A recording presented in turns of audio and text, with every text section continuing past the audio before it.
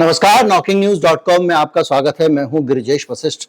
एक देश एक चुनाव, एक नया, मैं अक्सर आपको उदाहरण देता हूं, देखो वो चिड़िया, और जब आदमी ऊपर देखता है यहां कुछ कट जाता है। इसी तरह से लगातार जो ध्यान बांटने के तरीके हैं, उसमें से एक और ये ध्यान बांटने का तरीका सामने आया। लेकिन फिर भी हमको ये समझना पड़ेगा कि ये जो पूरी पंचायत हो रही है, इस पंचायत में कितना तंत्र है। तंत्र है मतलब इसमें कितनी जान है। हम समझने की कोशिश करेंगे कि ये एक देश एक चुनाव है, ये सिर्फ एक ध्यान बटाने की तकनीक है, या एक देश एक चुनाव के जरिए इस देश में कुछ होने वाला है।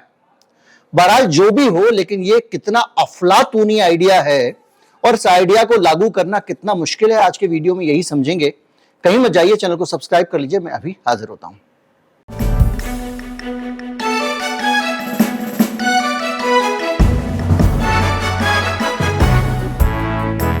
मैंने एक देश एक चुनाव पे आपको एक छोटा सा वीडियो बना के दिया था। उसमें काफी तरीके से आप समझ गए होंगे कि इस देश के लोकतंत्र के लिए कितना बड़ा खतरा है अगर ये लागू हो जाता है।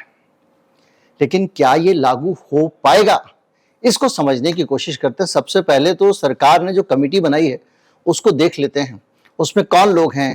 पूर्व राष्ट्रपति रामनाथ कोविंद को चेयरमैन बनाया गया है, अमित शाह उसमें स्वयं शामिल हो गए हैं। इसके अलावा गुलाम नबी आजाद, राज्यसभा में वो नेता प्रतिपक्ष भी हैं, लेकिन गुलाम नबी आजाद का जो रिश्ता है कांग्रेस के साथ में, जो चीजें हैं और जिस प्रकार वो आंख बंद करके उसके बाद से लगातार अपनी पार्टी बनाने के बाद से मोदी जी के बारे में अपने बयान और सरकार की नीतियों पर उनका जो रुख रहा है, उससे आप अंदाजा लगा सकते हैं। इसके साथ एनके सिंह हैं, फॉर्मर चेयरमैन है 15 फाइनेंस कमीशन के, ये ब्यूरोक्रेसी से आते हैं। सुभाष कश्यप हैं, ये संविधान के विशेषज्ञ माने जाते हैं। पहले ये लोकसभा के महासचिव थे। विशेषज्ञ इसलिए माने जाते हैं कि भारत में ज्यादातर चैनलों पे जब किसी को संविधान के बारे में कुछ समझना होता है या बोलने की जरूरत होती है तो सुभाष कश्यप को लोग बुला लेते थे। तो धीरे धीरे उनकी एक प्रतिष्ठा बन गई कि वो संविधान के बारे में जानकारियां देते हैं। लेकिन उनकी शुरू से वैचारिक प्रतिबद्धताएं जो है वो मोदी जी की पार्टी की तरफ है। इसके अलावा संजय कोठारी हैं, फॉर्मर विजिलेंस कमिश्नर हैं। अब वो विजिलेंस कमिश्नर को क्यों रखा है ये नहीं पता मुझे। बहरहाल इसके अलावा एक आदमी है जो इस पूरी कमेटी में जो मोदी जी के आदेश के खिलाफ खड़ा हो सकता है, वो है अधीर रंजन चौधरी। और उन्होंने भी कह दिया है कि भैया ऐसी कमेटी में हमको नहीं रहना जिस कमेटी में सारे के सारे आपने अपने ऐसे लोग भर रखे हैं जो यस मैन है। अब इसको कैसे लागू किया जा सकता है, इसकी संभावनाओं को आप देखें। अगर मोदी जी लागू करना चाहें तो किसी ने कहा कि साहब ऐसे थोड़ी हो जाता है, वो इतने राज्यों से राय लेनी पड़ेगी, फला ढिमका। सही बात है, लेकिन मोदी जी अगर करना चाहें तो आपको जो आधे राज्यों की राय लेनी है वो मुश्किल काम नहीं है। कैसे इसको समझते हैं, पहले ये समझते हैं कि ये कमेटी की रिपोर्ट को ओपन एंडेड छोड़ा हुआ है। जब चाहे कमेटी रिपोर्ट देते, यानी जब जब आपको किसी मसले पे, जैसे आजकल अडानी साहब के, अब ये पता चल गया कि वो धन कौन सी कंपनियां है, कौन सा फंड है जहां से आ रहा है, और उस फंड में वो पैसा कौन लगा रहा है। वो दो आदमी लगा रहे हैं, एक ताइवानी चीनी जो भी आप कहें वो, और दूसरा है अरबी आदमी। वो दोनों लोग फंड लगा रहे हैं और उन दोनों फंडरों के पास में पैसा कहां से आ रहा है, वो कैसे कमाते हैं, ये अपने आप में बड़ा प्रश्न चिन्ह है। उनको बुला के पूछताछ भी नहीं कर सकते हैं, आप विदेशी नागरिक हैं। और अब ये सबसे बड़ा सवाल ये टिक गया कि उनके पास पैसा किसका है। और धीरे धीरे कर करके बार बार अडानी से जुड़े हुए जितने भी मामले हैं उसमें मोदी जी का नाम आ रहा है। मोदी जी के राज में ही सबसे ज्यादा धन उन्होंने समेटा।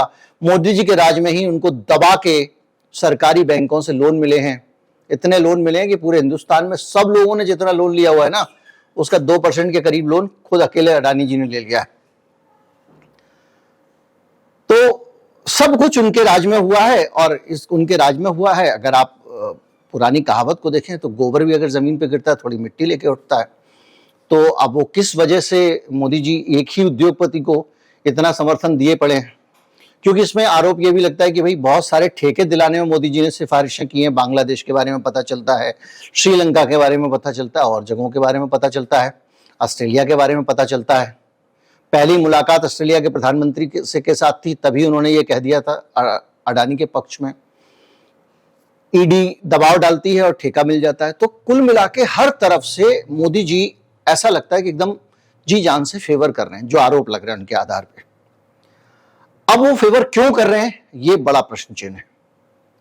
वो क्यों करना चाहते हैं? कोई व्यक्ति किसी एक व्यक्ति को क्यों फेवर कर रहा है और इतना ज्यादा फेवर क्यों कर रहा है, अपनी प्रतिष्ठा दांव पे लगा के क्यों फेवर कर रहा है, दूसरे देशों के राष्ट्रपतियों के सामने मुंह क्यों खोल रहा है किसी एक आदमी के लिए? इस सवाल को लेकर जो है वो बड़े सवाल उठ रहे हैं। और इस सवाल के साथ साथ एक सवाल आपका वो चीनी और अरबी आदमियों का है कि उनके पास धन किसका है। खैर, बहरहाल उन्होंने बड़ा, अगर आप उस OCCRP की रिपोर्ट पर जाएं तो बड़ा फ्री फ्लोट अडानी कंपनियों का, एक बड़ी हिस्सेदारी उन दोनों आदमियों के पास में, एक अरब का है, एक चीन का है। दोनों देशों के राष्ट्रपतियों से हमारे देश के बड़े नेताओं की बड़ी अच्छी दोस्ती भी है कुछ। खैर, बहरहाल तो ये जो मसला चल रहा है इस वक्त, इस मसले को याद रखना इसलिए दिलाया कि इस मसले के ऊपर से ध्यान बटाने की कोशिश भी एक देश एक चुनाव हो सकती है। अब जो तर्क दिए जा रहे हैं सरकार की तरफ से, तर्क ये दिए जा रहे हैं कि हम क्यों करना है, ये अफलातूनी आइडिया है, सपने में आया था, क्यों करना है, बार बार ये आइडिया क्यों उठ के खड़ा हो जाता है, वो कौन सी चीजें हैं जो इस आइडिया को प्रेस करती हैं। ऐसा होता है, हर चीज के पीछे एक होता है दिखावे का कारण, एक होता है पीछे का कारण।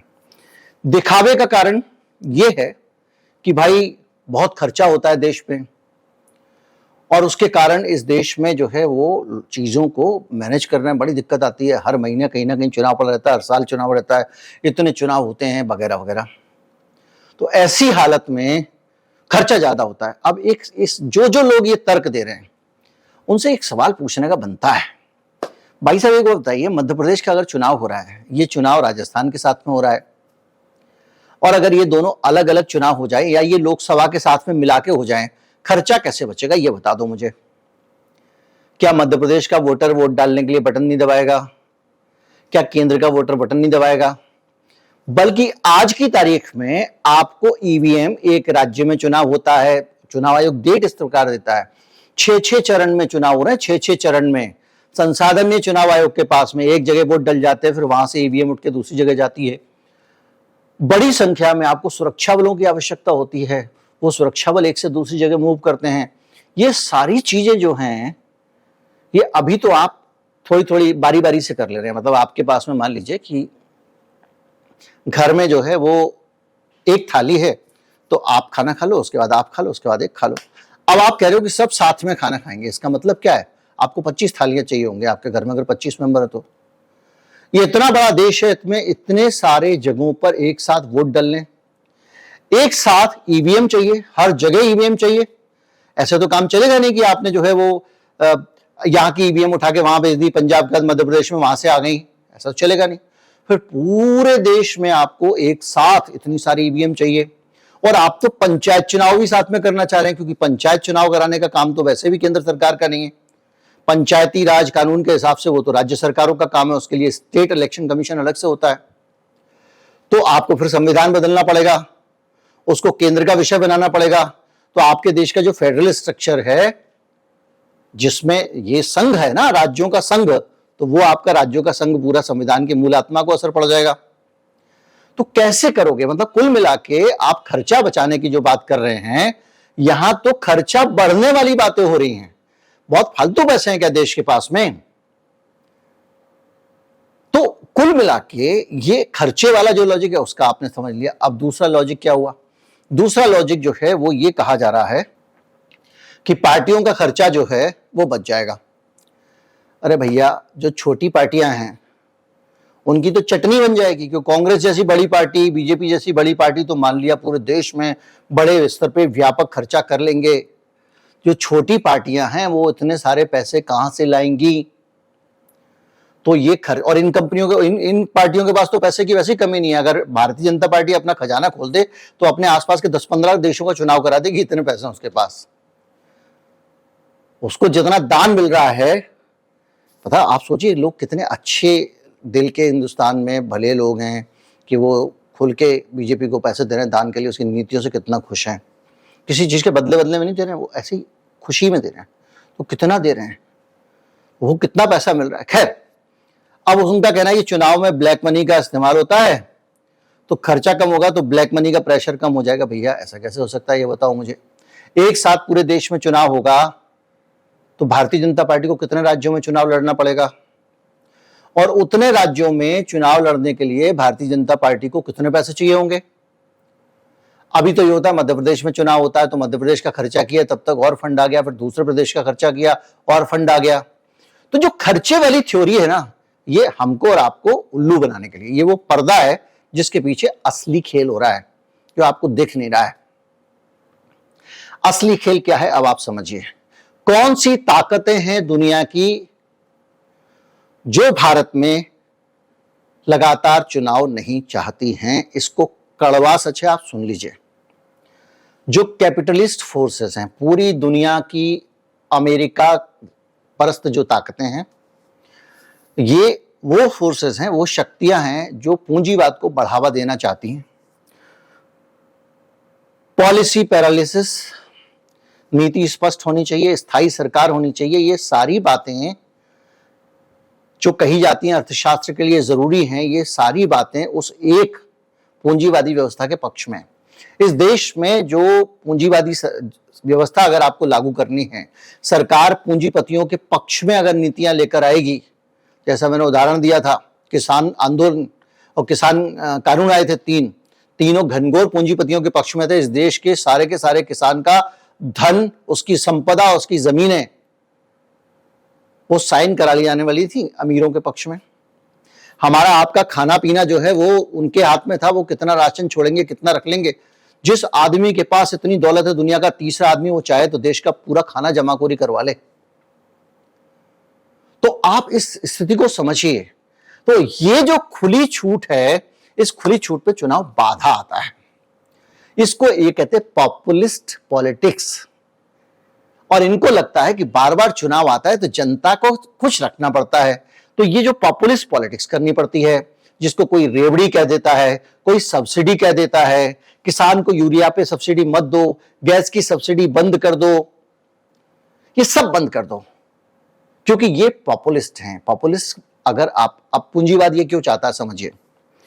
पूंजीवाद ये चाहता है कि अगर देश में, दुनिया में कोई भी व्यक्ति किसी भी प्रकार का प्रिविलेज अगर सरकार से लेगा तो वो सरकार पे निर्भर रहेगा, ना कि बाजार पर निर्भर रहेगा, ना कि पूंजीपतियों पर निर्भर रहेगा। ये चाहते हैं कि हर व्यक्ति कंपनियों पे और बाजार पे निर्भर रहे और बाजार और कंपनियां उस व्यक्ति का खुलकर इस्तेमाल करें। अगर उसको संतोष हो जाएगा तो हम उसका शोषण नहीं कर पाएंगे। अगर सस्ता मकान हो जाएगा तो हम नौकरी में उसको एक्सप्लॉइट नहीं कर पाएंगे और उसके ईएमआई के डर से वो जो चाहेंगे वो नहीं करेगा। अगर मुफ्त शिक्षा मिल जाएगी, जो बंद की गई इस देश में पूंजीवादी नीति आने का है प्रतीक के तौर पे। जब से पूंजीवादी नीतियां आई, अमेरिका परस्त नीतियां आई नरसिंह राव के साथ में, उसके बाद इस देश में शिक्षा को अनअफोर्डेबल बना दिया गया। और ऐसा इसीलिए किया गया कि आप गुलाम बन जाए, एजुकेशन लोन लें, दूसरी चीजें लें और उस बहानों से इंडस्ट्री को आपको लूटने का मौका मिले, क्योंकि लोन देने वाला भी आपको लूट रहा है, फीस जिसको दे रहे हैं वो भी आपको लूट रहा है, और आपका एम्प्लॉयर आपको लूट रहा है, क्योंकि उसको लग रहा है कि धीरे धीरे, आप कभी किसी भी चीज का उठा के देख लीजिएगा, अमेरिका में वही चीज किस दाम में है, भारत में वही चीज किस दाम में है। जब WTO का कानून बन रहा था तो अमेरिका की आपत्ति ही इस बात थी कि भारत में सब कुछ सस्ता है जी। वो भारत में महंगाई चाहते हैं ताकि वो वहां पर जो उनका सिस्टम है वो माल यहां बेच सकें, और उसके लिए जरूरी है कि कैपिटलिस्ट जो सिस्टम है, जो पूंजीवादी अर्थव्यवस्था है, उसमें खुला हाथ पूंजीपतियों को मिले। और जब पॉलिटिक्स जो है वो जनोन्मुख होती है तो आप, मैं कहीं पढ़ रहा था, पता नहीं कितना सच है कितना गलत है, कि जब गए थे अंग्रेज यहां से तो 62% जंगल आदिवासियों के पास था, आज 15% बचा हुआ, पता नहीं, मैंने उसको वेरीफाई नहीं किया। लेकिन आप जिसको भी चाहो लूट लो, जिसका जहां चाहो, जिसको जितनी सब्सिडी दे दो, SEZ घोषित कर दो, जो जहां, ताकि टैक्स ना देना पड़े बांग्लादेश को बिजली बेचने वाले प्लांट को, टैक्स रिबेट दे दो, आप जितने हेयर कट दे दो। सुभाष चंद्र को भी 6-7 हजार करोड़ रुपए का, कितना एग्जैक्टली मुझे फिगर भूल जाता हूँ, सुभाष चंद्र को बड़ा सारा अभी वो दिया गया है, हेयर कट दिया गया है, यानी उनका कर्जा माफ किया गया है। इस प्रकार से लगातार आप करते रहो और जनता सवाल ना उठाए, और ये सब खर्चा आप पे टैक्स लगा के निकलेगा, आपकी सब्सिडी कम करके निकलेगा, आपका ट्रैफिक चालान महंगा करके निकलेगा, आप पे टोल पटक के निकलेगा। भाई टोल के लिए, टोल प्लाजा के लिए आप लोन ले रहे हो, और जो लोन देने वाली संस्था है वो माल कमा रही हैं, और उनको आप टोल इकट्ठा करके, जितना देश में टोल इकट्ठा होता है सब वहां जा रहा है ब्याज में, ना वो देश को मिल रहा है, ना उससे कभी नो प्रॉफिट नो लॉस में से कैसे आ जाएगा, कभी नहीं आएगा। हाईवे हमेशा ही आप जो देते रहोगे और वहां जाता रहेगा, अगर वो थोड़ा कम होगा तो और लोन ले लेंगे ये। तो ये पूरा जो स्ट्रक्चर है ना, ये और ये जो पूंजीपति हैं, ये अकेले पूंजीपति नहीं है, इनका पीछे तक की एक हायरार्की है, इनके पीछे बड़े बड़े और बड़े बड़े, अब देखिए जैसे अभी पिछले दिनों बात हो रही थी, रॉकेफेलर फाउंडेशन है, ये आपके जॉर्ज सोरोस हैं, ये सब लोग फंडिंग करते हैं, ये सब लोग खेलते हैं। बहरहाल, और अमेरिका की सरकार इन्हीं के तरीके से काम करती है, और पूरी दुनिया में जो ये लोग चाहते हैं वो नीतियां ही लागू कराने में लगी रहती है। तो भारत में चुनाव बार बार होना इस राह में सबसे बड़ा अड़ंगा है। चुनाव एक देश में एक साथ हो ही नहीं सकते, हम कोई राष्ट्रपति चुनाव पद्धति वाले थोड़ी है। हमारे यहां अलग अलग राज्य हैं, हमारे यहां अविश्वास प्रस्ताव है, भैया आप ठीक से काम नहीं करेंगे, आपकी सरकार गिरा देगा विपक्ष, तो क्या होगा? 2.5 साल में अविश्वास प्रस्ताव आ गया, अब क्या 2.5 साल अब इंतजार करेंगे, तब चुनाव कराएंगे? तो एक देश एक चुनाव तो अस्थायी व्यवस्था होकर रह जाएगी। तो वो सारी चीजें हम लोग कह रहे हैं कि मोदी जी के लिए जो है वो उनको कुछ नहीं होगा, उनके सारे 2 छोड़ के बाकी सारे राज्यों में उनकी सरकार है, विधानसभा से प्रस्ताव पारित कराना एक दिन मोदी जी करेंगे, उसी दिन एक ही दिन सत्र बुलाया जाएगा सारी विधानसभाओं का, और प्रस्ताव पास करके भेज देंगे। वो भूल जाइए कि टाइम लगेगा उसमें। तो मसला यह है कि हमारा देश किस तरफ जा रहा है, हम लोग किस दिशा में जा रहे हैं। और ऊपर से अब तो सरकार को, मोदी जी को मौका है, उनको पता है कि जब जिसके पास ज्यादा पैसा होगा, एक साथ देश में चुनाव होंगे, तो मुख्यमंत्रियों की हैसियत तो बिल्कुल ही खत्म हो जाएगी, फेडरलिज्म क्या बचेगा। अगर लोकसभा चुनाव होता है, सारे राज्यों का साथ में होता है, तो मोदी जी के नाम पे चुनाव लड़ा जाएगा, तो राज्यों के जो हित हैं उनकी तो बात ही नहीं हो पाएगी, क्योंकि फेडरल स्ट्रक्चर खत्म हो गया। आज भी मोदी जी के नाम पे किसी देश का, प्रदेश का, हरियाणा का मुख्यमंत्री है, मोदी जी के नाम पे चुनाव लड़ता है, उत्तराखंड का मुख्यमंत्री मोदी जी के नाम पे चुनाव लड़ता है। एक चीज वो ऐसी नहीं कर सकता जो हरियाणा के लिए जरूरी है और बाकी देश से हरियाणा को लड़ने की जरूरत है। मसलन हरियाणा में सतलुज गंगा नहर वाला जो मामला है ना, वो SYL, सतलुज यमुना लिंक नहर, पंजाब से विवाद चल रहा है।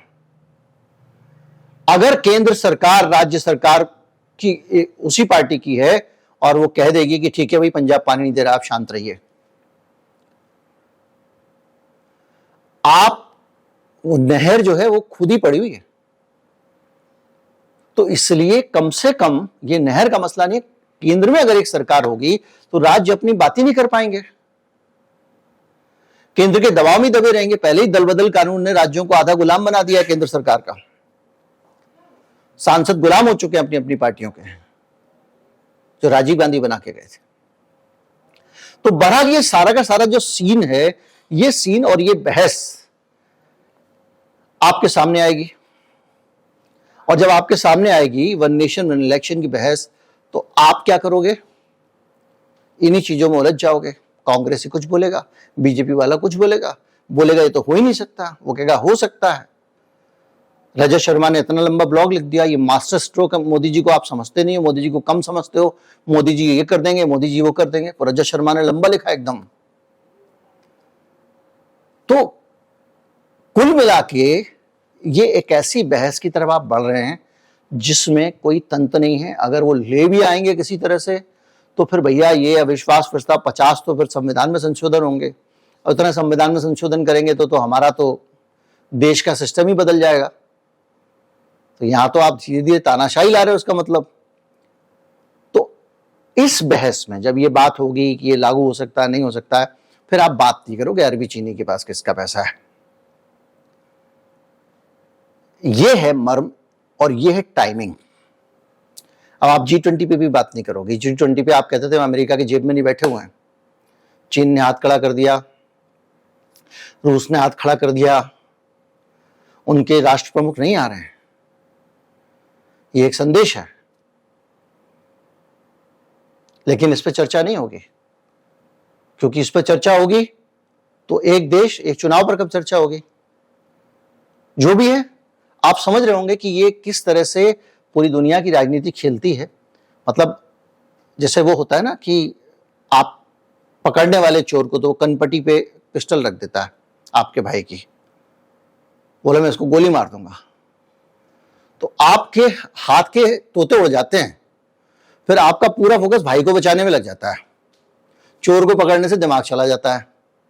इसी तरह से अभी चोर को पकड़ने से बचाने के लिए आप एक देश एक चुनाव आ गया, भाई की चिंता करने लग गए आप, और भाई की चिंता करेंगे उसके बाद में देखिए, और सामने वाले को कोई फर्क नहीं पड़ता, उसको भाई जो है वो उसको भी टपका देगा, उसको क्या फर्क पड़ता है। तो दोनों तरह से विन विन सिचुएशन है, भाई को टपकाएगा तब भी उसका बदला पूरा होगा। तो ये इस तरह के इक्वेशन कॉम्बिनेशन हमेशा बीच बीच में आते हैं। ऐसे प्रस्ताव रख दिए जाते हैं जिनमें आप उलझ जाएंगे, उनका आप नीतियों का विरोध करेंगे, और अगर वो नीतियां पास भी हो जाती हैं तब भी बल्ले बल्ले है, नहीं होती हैं तब भी बल्ले बल्ले, क्योंकि हम जो मुद्दे हमारे खिलाफ थे उनसे ध्यान बटाने में कामयाब हो गए। आज देश अडानी जी वाले पे बात करना चाहिए था, कम कर रहा है, चैनल तो कर ही नहीं रहे हैं। मणिपुर भूल गए लोग, वहां लोग मर रहे हैं। काशी उत्तराखंड में जो आपका जोशीमठ है, लोगों के मकान में क्रैक्स आ गए थे, मीडिया पहुंचा, उनको होटलों में शिफ्ट कर दिया, अब उनको कहा जाओ अपने घर वहीं रहो, टूटे हुए में रह रहे हैं। कितना ज्यादा महिलाओं के प्रति क्राइम बढ़ गया है। राजस्थान में आप देखिए क्या हालत है। भाई अशोक गहलोत क्यों नहीं चाहेंगे कि एक देश एक चुनाव पे बहस हो। उनके यहाँ पे एक महिला के साथ कितना बड़ा अमानुषिक कृत्य हुआ है, एक लड़की को जिंदा जला दिया गया है, वो क्यों नहीं चाहेंगे, वो भी इसमें शामिल हो जाएंगे। उत्तर प्रदेश में ट्रेन के अंदर कांस्टेबल को रेप करने की कोशिश की, उसको काट दिया, बच गई, उसकी किस्मत अच्छी थी। फिर एक रेप हुआ, फिर रातों रात पुलिस जो है उसका अंतिम संस्कार करना चाहती थी। रात को अंतिम संस्कार इसलिए करना चाहती है पुलिस क्योंकि रात में अगर अंतिम संस्कार होगा तो पोस्टमार्टम दोबारा कराने का खतरा नहीं रहेगा। आपके डॉक्टर से उल्टा सीधा पोस्टमार्टम करा दिया, उसमें लिख दिया रेप नहीं है, मान लीजिए। अब अगर सामने वाला कोर्ट चला गया और दोबारा पोस्टमार्टम का ऑर्डर हो गया तो लाश मिल जाएगी ना भाई, तो घर वालों को लाश देने नहीं है, रातों रात अंतिम संस्कार करा के खत्म करो। और ये हो रहा है, ये उत्तर प्रदेश में हो रहा है। अभी मध्य प्रदेश में आप उठा के देख लीजिए, चुनाव के बीच में कितने जघन्य अपराध हुए महिलाओं के प्रति, तो आप इस पे बात ही नहीं करो। आप एक देश एक चुनाव और ये सब ऐसे बहस वाले मुद्दे जिसपे 50 तरह के विचार हैं, 10-20 तो मैंने बता दिए, उनमें उलझ जाओ। नमस्कार, जय हिंद।